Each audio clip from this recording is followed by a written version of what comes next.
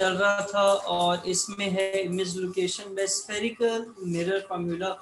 हम लोग image formation को ड्रॉ भी करेंगे, रे डायग्राम के जरिए भी सॉल्व करेंगे, लेकिन अभी जो है वो हमने मिरर फार्मूला सीखना है और उसके जरिए लोकेट करना है कि इमेज किस जगह पर बनेगा। अगर आपका ऑब्जेक्ट क्या कहते हैं केव मिरर या कन्वेक्स मिरर के सामने कहीं पर पड़ा हुआ है और उसका इमेज किस जगह पर बनेगा, इसको जो है वो हम इस फार्मूला के जरिए भी सॉल्व कर सकते हैं या फाइंड कर सकते हैं। मिरर फार्मूला के बारे में बताया जा रहा है कि मिरर फार्मूला होता क्या है। मिरर फार्मूला एक रिलेशनशिप है, किनके दरमियान रिलेशनशिप है, between object distance p, image distance q from the mirror and the focal length. यानी इसमें तीन चीजें इन्वॉल्व हो रही हैं। एक क्या चीज है, एक है आपका ऑब्जेक्ट डिस्टेंस p, एक है ऑब्जेक्ट डिस्टेंस p, दूसरी चीज है इमेज डिस्टेंस जिसको हम स्मॉल q से डिनोट करेंगे, और फाइनली जो focal length of the mirror है या स्फेरिकल मिरर है वो भी इसमें इंक्लूड होगी। और मिरर फार्मूला की जो यहाँ पर फुल फॉर्म दी हुई है वो दी हुई है 1/f equals to 1/p plus 1/q। ठीक है, अब इसके जरिए जो है वो आप किसी भी, अब तीन इसमें वेरिएबल्स हैं, कौन कौन से तीन है, एक f है, एक p है और एक q है। f क्या चीज थी, focal length of the spherical mirror. p क्या चीज थी, ऑब्जेक्ट का डिस्टेंस था मिरर से। साथ उठ के आगे आ जाओ, अब आ जाओ ना, आ जाओ, शाबाश, बेस्ट मोबाइल से ना पढ़ना। एक है ऑब्जेक्ट डिस्टेंस जो कि स्मॉल p है, और तीसरी जो चीज है वो है इमेज डिस्टेंस जिसको हम स्मॉल q से डिनोट करते हैं। और इन तीनों में से अगर कोई दो वैल्यूज पता होंगी तो आप तीसरी कैलकुलेट कर सकते हैं। यानी एक क्वेश्चन में ये भी हो सकता है कि p की वैल्यू दी हुई हो और आपने क्या निकालना हो, p और q की वैल्यू दी हो और आपने फोकल लेंथ कैलकुलेट करनी हो, या फोकल लेंथ दिया हुआ हो और p दिया हुआ आपने q निकालना हो, तो इन तीनों में से कोई एक वेरिएबल आप कैलकुलेट कर सकते हैं अगर दो की वैल्यूज उसने दी हुई है। ठीक है, ठीक है, अच्छा जी, अब आगे चलते हैं और यहाँ पर देख लेते हैं इसकी मुख्तलिफ कन्वेंशन वगैरह। ठीक है, अब इसमें जो आप लोगों को मैं बताना चाह रहा था अभी वो क्या चीज़ है, वो ये चीज़ है कि ये जो हमने अभी फार्मूला किया है, मिरर फार्मूला जिसको कहा जाता है, ये क्या था भला, साथ लिखवा सकते हो मुझे, साथ मिरर फार्मूला लिखवा सकते हो, बोलो शाबाश। 1/p 1/f equals to 1/p plus 1/q या 1/q प्लस 1/, क्या हो गया साथ, 1/p plus 1/q equals to 1/f। ये मिरर फार्मूला है और ये फार्मूला दोनों केसेस में ही ट्रू होता है। इधर देखें अलीना, दोनों केसेस में ही ट्रू होता है, कन्वेक्स मिरर के केस में भी और कनकेव मिरर के केस में भी।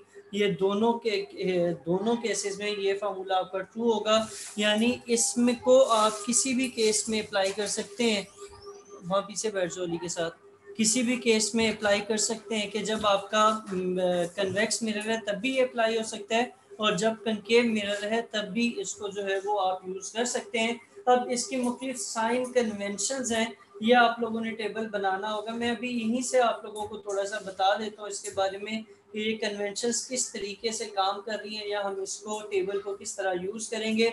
सबसे पहले तो ये कि अगर ऑब्जेक्ट डिस्टेंस, अच्छा इसमें तीन वेरिएबल्स थे, एक था ऑब्जेक्ट डिस्टेंस, दूसरी क्या चीज़ थी इमेज डिस्टेंस, और तीसरी क्या चीज़ थी फोकल लेंथ थी। तो इन तीनों वेरिएबल के साइन जो है वो पॉजिटिव भी हो सकते हैं और नेगेटिव भी हो सकते हैं। अगर ऑब्जेक्ट डिस्टेंस p की वैल्यू पॉजिटिव है, इसका क्या मतलब है कि आपका ऑब्जेक्ट रियल ऑब्जेक्ट होगा।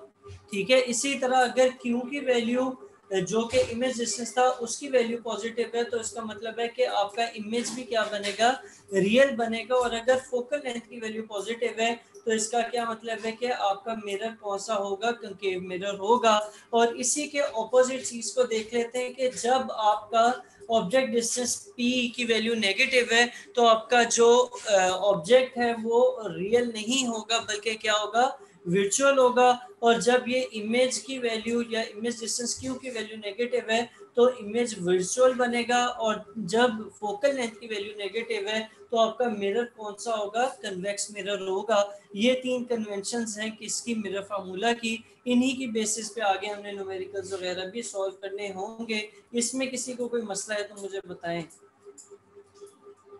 नहीं है?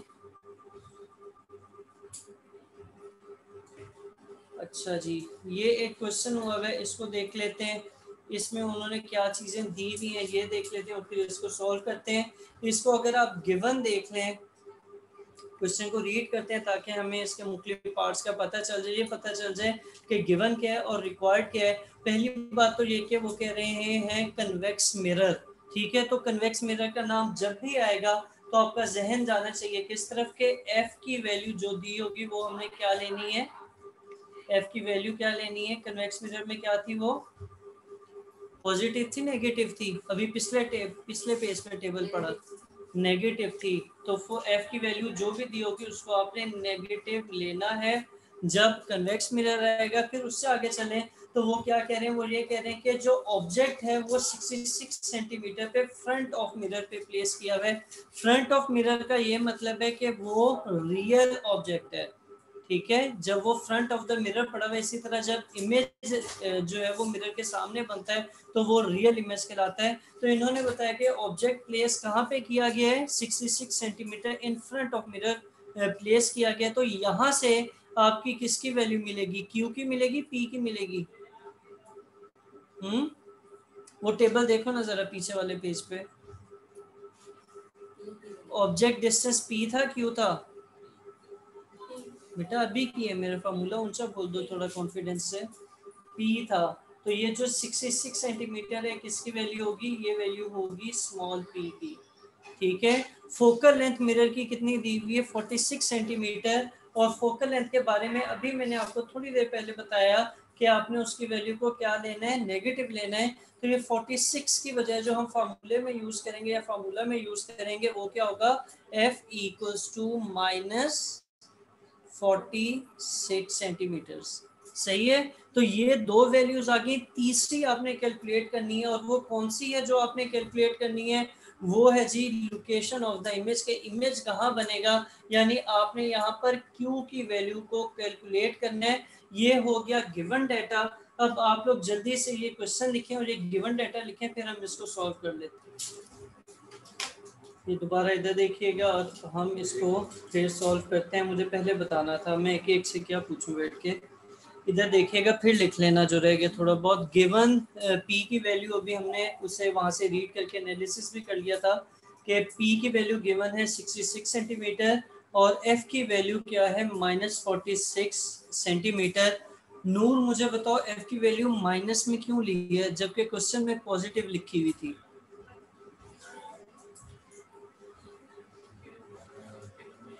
ऊंचा बोलो।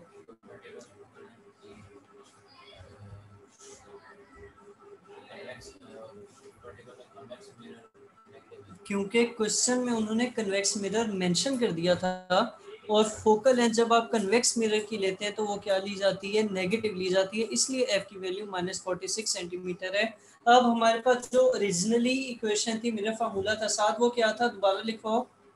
साथ 1/f equals to 1/p plus 1/q। ठीक है, हमने क्या कैलकुलेट करना है, हमने q कैलकुलेट करना है, ये वाला 1/q की टर्म निकालनी है। तो इसे एक तरफ रहने दें। जब आप क्या करेंगे, जब आप इस 1/p को दूसरी साइड पर शिफ्ट करेंगे तो आपकी ये इक्वेशन क्या बन जाएगी, 1/q equals to 1/f minus 1/p। ठीक है, इसमें वैल्यूज पुट करें, f की वैल्यू नेगेटिव थी तो ये क्या आ जाएगा, ये आ जाएगा -1/46 सेंटीमीटर -1/66 सेंटीमीटर। इन दोनों के एलसीएम लेके सॉल्व कर लें, ये कैलकुलेटर से सॉल्व कर लें तो 1/q की वैल्यू आएगी -1/27 सेंटीमीटर। और अब दोनों साइडों को अगर आप सॉल्व करेंगे तो यहाँ से q की वैल्यू आपकी निकलेगी -27 सेंटीमीटर। ठीक है, अब q की वैल्यू नेगेटिव आई है। अब जरा जल्दी से मुझे टेबल से देख के बताइएगा कि जब q की वैल्यू नेगेटिव होती है तो इमेज किस तरह का बनता है, रियल बनता है या वर्चुअल बनता है। वर्चुअल इमेज बनेगा, ठीक है, वर्चुअल इमेज बनेगा। तो ये आप लोगों के, और उसका डिस्टेंस कितना होगा मिरर से, 27 सेंटीमीटर पे होगा। तो इस तरीके से ये आपका क्वेश्चन हो जाता है। इस क्वेश्चन में किसी को कोई मसला है तो मुझे बताएं, अगर नहीं मसला तो ये आप लोग सॉल्व कर लें। पहले मिरर फार्मूला लिख के फिर आपने ये वाली क्वेश्चन लिखनी है, डायरेक्ट ये क्वेश्चन ना लिखिएगा, ठीक है, सही है। जवाब तो दे दिया करो बच्चों, सर मिलाते रहे।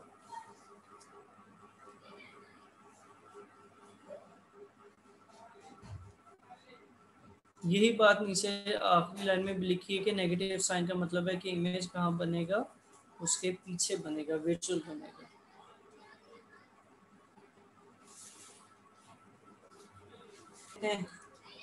ये एग्जाम्पल 1 हमारी हो गई थी। अब हम जा रहे हैं नीचे दूसरी एग्जाम्पल की तरफ। एग्जाम्पल 12.2 पे वो क्या कहते हैं, ये मेरे साथ साथ करवाइएगा प्लीज।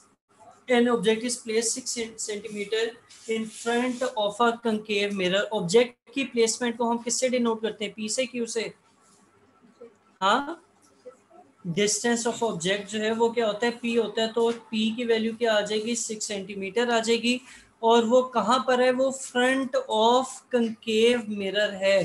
कंकेव मिरर को मैंने हाईलाइट क्यों किया, क्योंकि इसकी वजह से फोकल लेंथ का पता चलेगा कि अगर वो गिवन है तो वो पॉजिटिव होगी या नेगेटिव होगी। आगे चले तो वो कहते हैं कि फोकल लेंथ 10 सेंटीमीटर है। इसका मुझे साथ आप बताओ बच्चे कि ये पॉजिटिव लेंगे या नेगेटिव लेंगे? पॉजिटिव, शाबाश। क्यों लेंगे भला? क्योंकि कंकेव मिरर था, कंकेव मिरर में फोकल लेंथ को पॉजिटिव लिया जाता है। तो ये 10 सेंटीमीटर फोकल लेंथ आ गई है। फिर आगे चलें तो उन्होंने क्या कहा है, वो कह रहे हैं कि लोकेशन ऑफ इमेज फाइंड करें। यानी इस केस में हमने क्यू की वैल्यू फाइंड करनी है। वही मेथड होगा, पहले मिरर फार्मूला एक्चुअल लिखें। एक्चुअल मिरर फार्मूला क्या था, 1/f equals to 1/p plus 1/q। और फिर अगले स्टेप में जो है वो उसको रीअरेंज करके q की वैल्यू निकालेंगे तो वो -15 सेंटीमीटर या उसके करीब की वैल्यू आ जाएगी। सही है, सही है, ये भी करें, शाबाश।